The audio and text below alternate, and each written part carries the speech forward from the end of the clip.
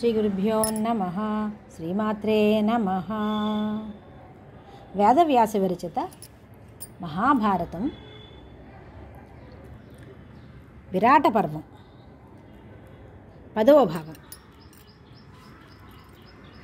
నారాయణం నమస్కృత్య నరం చైవ నరోత్తమం దేవీం సరస్వతీం వ్యాసం తతో జయముదీరయేత్. వ్యాసం వసిష్ఠనప్తారం శక్తే పౌత్రమకల్మషం పరాశరాత్మజం వందే సుఖదాతం తపోనిధిం. ఓం నమో భగవతే వాసుదేవాయ. కథా ప్రారంభం. విజయోత్సాహంతో కోటగుమ్మం దగ్గర నిలబడ్డ రాకుమారిని వెంటనే లోపలికి తీసుకురమ్మన్నాడు విరటుడు.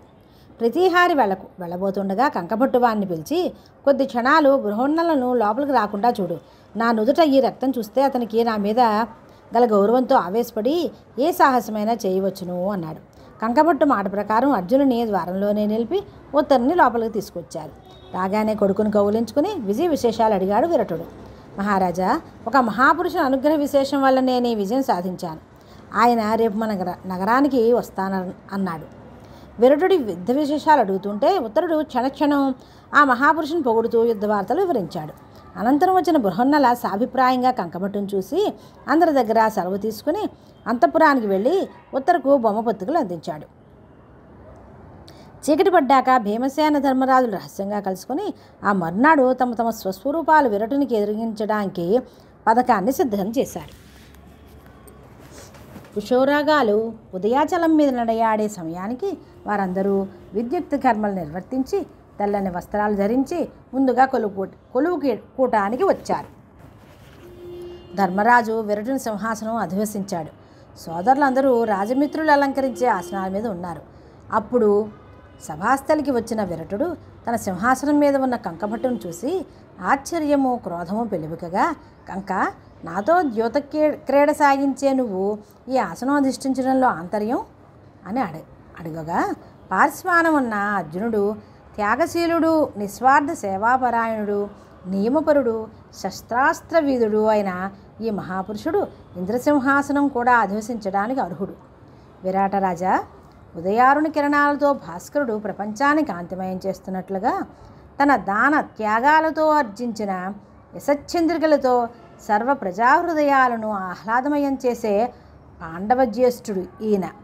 క్రోధద్వేషాలను దరిచేరనీయని ఈ ధర్మజుడు అంటుండగానే విరటుడు ఆశ్చర్యంతో, అయితే మిగిలిన పాండవులు ద్రౌపది అనే అర్ధోక్తిలో ఆగాడు. మహారాజా, సైరంధ్రిని బలాత్కరించి సాహసించిన కీచుకుని సోదర సమేతం హతమార్చిన పాకకళాకోవిదుడు భీముడు, అశ్వపాలకుడు నకులుడు, గోపాలకుడు సహదేవుడు, విశాల నేత్రాలతో శుచిస్మిత వదనంతో అలరారే సైరేంద్రియే ద్రౌపది అని అర్జునుడు చెప్పాడు. ఈ బృహన్నల అర్జునుడు అని భీమసేనుడు కూర్చున్నాడు. అవును మహారాజా అంటూ ఉత్తరుడు తండ్రిని సమీపించి, మొన్న గోగ్రహణంలో కురుసేనలను చల్లాచెదురు చేసిన మహాయోధుడు ఈయనే అని చేతులు జోడించాడు. విరాటుడు వినయాంజలి బద్ధుడై ధర్మరాజును సమీపించి, ఆర్య, ఈ రాజ్య సర్వస్వాన్ని మీకు సమర్పిస్తున్నాను. నా ముద్దుల బిడ్డ ఉత్తరను మీ ధనంజయునికి వధువుగా స్వీకరించండి అన్నాడు. రాజా, మీ ఉత్తరను నేను నా బిడ్డగా చూస్తూ విద్య నేర్పాను కనుక ఆమెను నా కోడలుగా స్వీకరిస్తాను. గురు శిష్య బాంధవ్యం పితాసుత సమంగా ఉండాలే కానీ ప్రేయసీ ప్రియులుగా మారరాదు. మారితే మా మధ్య విద్యాదానం కంటే మరొక దుర్బల వ్యాపారం ఇదివరకే ఉంటుందని లోకులు ముక్కును వేలు వేసుకుంటారు అన్నాడు అర్జునుడు. పాండవుల ధర్మపరాయణత్వానికి సంతోషించి విరటుడు అంగీకరిస్తూ బంధుబాంధవులందరికీ ఆహ్వాన పత్రికలను పంపాడు. పాండవులు విరాట నగరంలో బహు సత్కారాలు పొంది ఉపప్లావ్యం చేరి అక్కడ ప్రజల ఆదర సత్కారాలతో సంతుష్ట చిత్తులై ఉన్నారు. విరటుని ఆహ్వానం అందుకుని కాశీరాజు శైభ్యుడు, పాంచాలాధిపతి ద్రుపదుడు, ఇతర మిత్రరాజులు విరాట నగరానికి తమ తమ పరివార సేనా సమేతంగా విజయం చేశారు. వార్త అందగానే కృష్ణుడు, బలరాముడు, సాంబుడు, సాత్యకి, అక్రూరుడు, కృతవర్మ ఆదిగా గల యాదవ ప్రముఖులతో సుభద్రను, అభిమన్యుని వెంట పెట్టుకుని అంతవరకు తమ నగరంలో ఉన్న ఇంద్రసేనాది పాండవ రథసారథులతో చేరారు. అంధక వృష్ణి భోజవంశీయులైన రాజులందరూ వివాహ మహోత్సవం తిలకించడానికి వచ్చారు. విరాట నగరం అంతా పెండ్లి వేడుకలతో అలరారుతోంది. వచ్చిన అతిథులకు, బంధువులకు వారి వారి అర్హతలను అనుసరించి విడిది మందిరాలు ఏర్పాటు చేశారు. ఎవరికీ ఏ లోటు రాకుండా స్నాన, పాన, భోజన, తాంబూలాదులు సకాలంలో సాదరంగా అందుతున్నాయి. నగరం మంగళవాద్యాలతో ముఖరితమవుతోంది. గీతవాద్య సహకారంతో నృత్యగోష్ఠులు సాగుతున్నాయి.